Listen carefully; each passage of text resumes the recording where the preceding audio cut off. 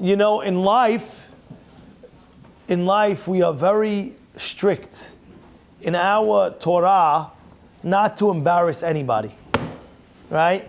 We're very, very strict with that law. It says anybody who embarrass somebody in public, kilu shofech damim. It's very, very, how do you say? It's a very strong avon to embarrass somebody. Now, it says, but when it comes to a person who has sarat, a person who spoke lashon hara, one of those things, and he got sarat, let's say, what does he have to do? He has to say, tameh, tameh, ikra. What does it say? I'm tameh, tameh, stay away, I'm tameh. How are we allowing that to happen, that the Metzora that got sarat, he's allowed to go ahead and basically he's saying, stay away. He's warning the people, tameh, tameh. Are you kidding me? It says even if a person is hayav mitah, even if he did avon, he did avirat, he's hayav mitah. We can't embarrass him at the end after he dies. We have to make sure he doesn't stay. Let's say you did something, you can't embarrass him after he's died. Over here, what are we doing? How is the Torah able, in our sense, that the person is saying tameh tameh ikra? You hear the question? It's a solid question. This is not my question. This is Shmuel Birnbaum's question. It says, "V'ahavta lekamocha." You have to love every Jew, and what? And from that halacha, it says that we have to honor everybody, even if the person that was chayav mitah, we can't mevazeh oto after mitat bedin. We can't disgrace him. The body's dead. It's asur, but he did the biggest avon. When it comes to lashon hara, how are we doing what we're doing? What's going on over here? And by the way, they said over, I'll never forget a story that I heard many years ago about a fellow that came to one of the Rabbanim and said, Rabbi, I spoke a lot of Lashon Hara. And tell me, is it that bad? He says, I want to stop. Give me Hayzuk. How can I stop? So he told him like this. This is what he told him. He says to him over, he says, you should just know. He says, you should just know that there was a fellow. He tells him, go buy a chicken, but buy the fattest chicken. And he bought a fat chicken. And he says, now, Rabbi, I did it. This is my tshuva. I spoke lashon hara. No, I can't stop myself, but give me some hizuk to stop. He says, no, you're not done. He says, so what should I do? He says, go pluck every feather off the tree, the chicken. Go pluck them. So he starts plucking, and he starts all the feathers are all over the place. Chicken's dead, right? Chicken's dead and all over the place. So he says, Rabbi, am I done? He says, no. Go pick it up. He says, go pick it up. I can't pick it up. How am I going to pick it up? It's all over the place. One feather went down this, one feather went there, one feather went there.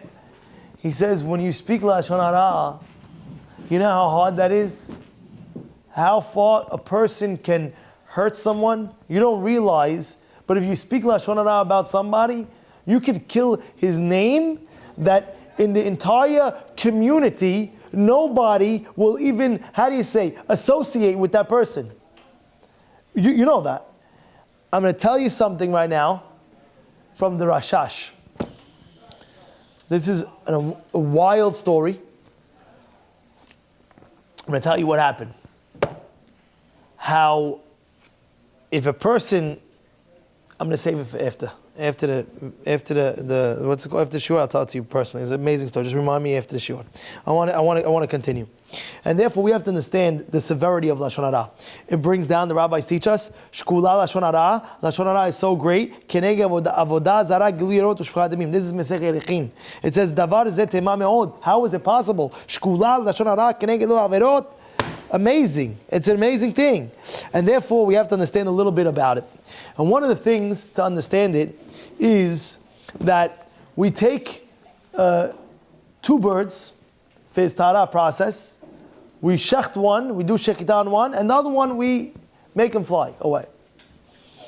Now, the question is really asked, why are we shechting one and making the other one fly? Why? Why? Don't hold him and make him fly. Don't check him like what's going on.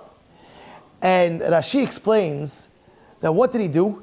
He was mipatpet. He was talking like a bird, chirping, chirping, chirping, chirping, chirping, and that led him to speak lashon hara. And therefore, we're saying we have to shech the bird. Don't be like the bird. Don't be like the bird. You were talking, you don't stop. The bird stops chirping. What happened? We did shechita. Learn from the bird. Stop talking. The question is, why do we let the other bird fly? If that's the case, according to that, we shouldn't let the other bird fly. Why shouldn't we let the other bird fly? Why? Because we should teach him a lesson. Look, you're teaching him the opposite lesson. Go chirp more. What's going on? It's a contradiction. To answer this question, I'd like to quote you two Gemarot. One Gemara is in Meseh Chulin, and it says like this: Amar Bishak, what is the umnut of a person? Ma umnato shel adam. What is a person? What should he do ba'olam? It says Yasim atzmo keilim. Make himself like a mute. Now what does that mean? We have to explain that. What does that mean? Make yourself like a mute. Why? Obviously we're scared. Be very careful with what? With your mouth. Right? Be very careful. Make yourself like a mute. Then we have another Gemara, Mesech Sanhedrin, that says, Amar Rabbi Elazar, and this is an amazing Gemara that everybody should know. Amar Rabbi Elazar, Kol Adam la'amal nivra. Every human being is born to work. Shnei Amar, Ki Adam la'amal yulad. You are born to work. Comes the Gemara, says, Eni yodeya im la'amal pe nivra, im la'amal melacha nivra. What is he born to do? To work with his mouth or to work physical? Keshu omer ki achaf alav pihu. He's created to work with his mouth. So when I says adayin eni yodea, so is that Torah, to learn Torah with his mouth, or to do sikha teheki, to talk? Oh, the pasuk says lo yamush sefer Torah zemi picha. What does that mean? Stop. The lo yamush sefer. Do not move your mouth from speaking Torah. Oh, from here the Gemara says, La'amal Torah. You are born what? To learn Torah. So over here you have a clear Gemara telling you that you are born to what? To learn, to constantly talk, to use your words. That's exactly what we're telling this Metzora. We're telling him, you fool. You know, God gave you a mouth. And this mouth, it's like it says in the Ochot Tzadikim, actually quotes it. And I want to tell you what it says. It says, Hayim v'amav b'yad lashon, right? But I want to quote you what it says over here. It says, the death and life is with your mouth. How's the death and life by your mouth? Because if you use your words properly, then you can gain a lot. And I'll read it to you. It says, Knesset Yisrael, Heshmini et kolech. I want to hear your words. Ki kolech arev. Because your voice is sweet. But then there's another pasuk, it says, Natna alai bekola. You spoke, al ken senatiha. I hate it. So what's going on over here? First you tell me to speak, and then you tell me if you speak, I hate it. Make up your mind. Make up your mind. What should I do? In the Shir HaShirim it says, whoa, speak. I love it when you speak. I love it when you talk. Then, right after, there's another pasuk that says, I hate when you talk. I'll read it to you again. Hashmini et kolech. Let me hear your voice. Ki kolech aref. Because your voice is so sweet. But right after that, what does it say? It says, Nadna alai bekola. You spoke. Al ken senati. I hate this speech. What's going on? You want me to speak or don't want to speak? Make up your mind. You want me to speak or you don't want to speak? Tell me. I'll speak. You want me to speak? I'll speak. I won't. So let me explain to you.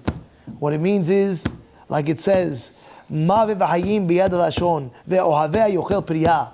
He says, with your tongue, it's a double-edged sword. Your tongue has a double-edged sword. In one way, it could grab the greatest mitzvot in the world. It could grab a mitzvah called Talmud Torah, where if you weigh it on one scale with all the mitzvot, versus one mitzvah, what outweighs? The mitzvah of learning Torah. Let me explain. One time, somebody came to my house, and listen what happened. And it was a little boy. He was a 3rd, 4th grader, going in the yeshiva. And I told him, I said, if I give you $1 billion or one word of Torah, the reward of one Torah, which is greater? As I was telling him that, my Rabbi was sitting there, Rabbi Avraham David Bender was sitting there, and he says, stop. I said, why? He says, not a bad comparison. It's not a good comparison. I said, what do you mean? He says, what's $1 billion? Everybody knows, it's easy. What's $1 billion compared to a mitzvah? Even one mitzvah doesn't equal. Why? Mitzvah is eternal. It's forever. It's eternal. It says, compare it to all the mitzvot of the Torah. All the mitzvot of the Torah versus learning Torah. Which one's greater? Which one's greater? Limud HaTorah. Learning Torah is greater. And therefore it's saying, you know what I want to hear? I want to hear your Torah learning. That's what I want to hear. But I gave your mouth a double-edged sword because in one hand, you could speak 1,000,000 words a minute and get a major reward. Or heaven forbid, use your mouth and speak bad about somebody else. And guess what would happen over there? Haz v'shalom, vice versa. And therefore, the Pasuk is telling you, the hayim v'amav b'yad v'lashon, life and death is by your mouth. Why? In 1 second, heaven forbid, you could do our biggest avon of speaking Lashon Hara and making it be counted like Shfichut Damim or Dazar. You could ruin lives with it. And at the same time, you could what? You could gain eternity. You could gain eternity. And that's exactly why we take one of the birds and we make them fly away. Because we're telling the Metzora, you're right, one bird we got to kill. We have to kill because your words are murderous. Your words are powerful. You can mamash kill a person. But at the same time, your words are very powerful. We're going to take this bird and we're going to make it, we don't want you to stop chirping. We want you to chirp, but chirp what? We want you to talk. What talk? Divrei Torah. I'll never forget, I was in school and I was in 10th grade at the time. I'm sitting in one of the big shuls in Brooklyn. And I'm in 10th grade. I went Friday night to one of the knesses over there, and I see one of the elderly rabbis, and got up, and he says, "I'm stopping everything right now before Arbit, and I'd like to tell you, there was an incident that happened," and he quoted my school and my grade. There's an incident that happened, and I remember the incident. What was it? There was a kid that had a lot of keys on him. Keys, you know, like a lot of keys? Keys. Like a ton of keys, like a Rolodex of keys, like maybe 30 keys. And one of the kids in the school said, "Oh, his father's a janitor, and he is holding his father's keys." And word spread, and the guy, this was Motzi Shem Ra, because his father wasn't a janitor. It was worse than Lashon Hara. The guy couldn't come to school. He was too embarrassed. For a week, he couldn't come to school. But his father didn't understand, why not coming to school? What's going on? And he went to go tell Rabbi Eliel, one of the rabbis that was telling him, Rabbi Eliel said it over. He says, his son is not coming.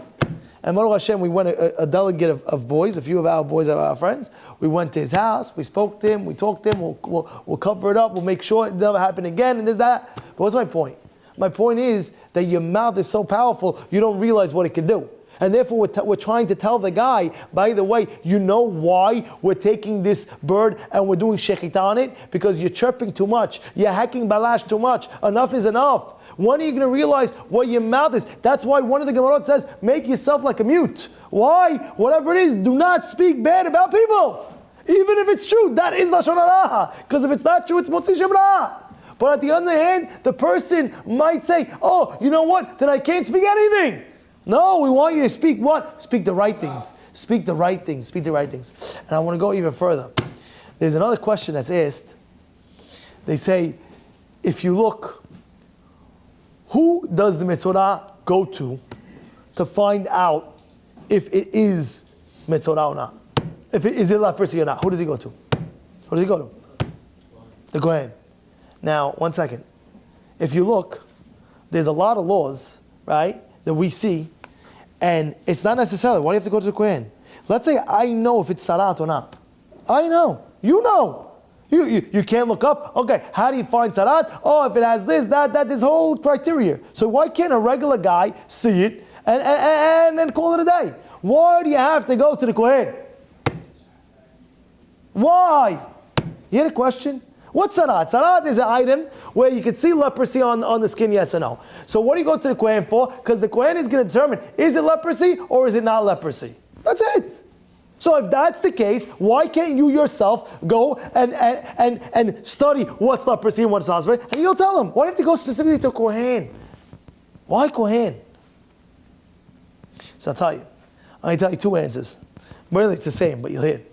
It says one of the things the Kohanim were known for. Who was the start of the Kohen? Who was the start? Who was the first Kohen? Aharon. If you see Aharon, what was he known for? He was known for Ohev Shalom, Rodev Shalom. He was known for that. He was known for making peace with others. And if you make peace with others, what do you have to do? You have to talk a lot. You have to talk a lot. What do you got to do? You got to talk. Listen, he didn't mean it. It was that. It was this. It was that. And you got to keep on talking until finally you make peace. It doesn't just work like that. You're not going to sit on a table with two people and they make shalom. There's words to be spoken about. Right? So what did he use his words for? For good. So it's saying, look at the Kohen. Look, where did Kohanim come from? From Aharon Kohen. When it was time to speak, to make shalom, he spoke. And when it was a time to be quiet, he was quiet like Elim, like a mute. What do we see? His sons pass away, Nadav and Abihu pass away the first day of the inauguration of the Mishkan. And what does the pasuk say? Vayidom Aharon. It doesn't say that Vayishtok. It says Vayidom. You know what Vayidom means? Vayidom means that even inside he was quiet. He had no complaints against anything. He took it how it is. Vayidom. It doesn't say Vayishtok. It says Vayidom Aharon. Aharon was quiet. He kept quiet. He kept his mouth shut. Because he knew when to keep his mouth shut and knew when to open it. And therefore we're telling the what? We're telling the Metzora. Where do you have to go to? You have to go specifically where? To the Kohen. Why? Because where did the Kohanim come from? They came from Aaron. What did Aaron do? You learn from Aaron, Vayidom. He was quiet when he had to be quiet, and he spoke when he spoke. And therefore we're not denying the fact that you shouldn't speak. We're denying the fact that you shouldn't speak where you're not supposed to speak at. Like it says, you should be Elim. Like mute. I don't speak like that. I'm not like that. I'm not. But there's another reason I saw from Rav Shmuel Birnbaum. There's a very interesting reason. He writes also that he says, where did all the Levi'im come from? Where did the Kohanim come from? Sorry. Where did the Kohanim come from? Huh? Huh? From Levi'im. Aaron was Levi. What was Shevet Levi known for? Singing. Torah, singing, but Torah really, right? The whole Shevet Levi was Torah. If you want to say singing, because it gets the same point. And it's trying to say the reason why the Metzora has to go to the Kohanim, because they came from the Levi'im. What was Shevet Levi known for? From the learning. And we're trying to say you specifically have to go to Kohen. Learn from him. What does he speak about all day? He speaks about Torah. So therefore go specifically to the Kohen that came from the Levi'im that will know like that. It's a good point. Because I told you have the double, that's you go to the first answer. He's asking a question. So go straight to Levi. Why are you going to the Kohen? You understand? He's asking a good question. And I answered it, by the way. I answered it because, again, you could come back to the answer that we said that Aharon was the first Kohen, original Kohen. And the Kohanim learned from Aharon how to act. And what was that act? That act, know when to talk, when to talk, and also the same thing, know when to keep quiet. And therefore, Rabotai, you have to know this lesson, you have to remember this lesson. This lesson is a very big lesson that we're trying to say, being the fact that Metzora has two birds. What's it two birds? Why two birds? Why are you taking two birds? Again, one, we don't want you to stop talking. We want you to talk. Therefore, we make it fly away. All right, what? In good things. In Torah. You can tell me what? The bird. I want to tell you something. If you look, there's a very interesting unklus. You know what the unklus says? The unklus over here says, Vahi Adam lenefesh haya. That's what the pasuk says. What does that mean? Vahi Adam lenefesh haya. Hashem created the Adam, right? Lenefesh haya. The unklus writes, Have be'adam leruach memalela. Memalela means speak. Lemalel, to talk. We are people who talk. That's what we do, we talk. So now, he's telling you in what words to talk. To live. You want to live? Talk the right talk. That's what you're supposed to be talking. Talk the right talk. The Havetz Haim writes in the beginning, he has a sefer called Sefer Torah Tabayit. Havetz Haim writes in the beginning, he says, if you think about it, your words could talk so fast. Think about it. Could you do so many things so fast? In 1 minute, you could speak 200 words a minute? How could you do that? You did the Kirashbon, you can speak 200 words a minute. That's wild. Why is your mouth so fast in talking? He said, because you're created to really learn Torah. That's what you're created for. So if you're created for that, it has to be very easy for you to talk. But don't mess it up. Don't mess it up! By what? Talking the nonsense. Talking the shtuyot. Talk! But talk the right stuff. Hashem is to remember those lessons.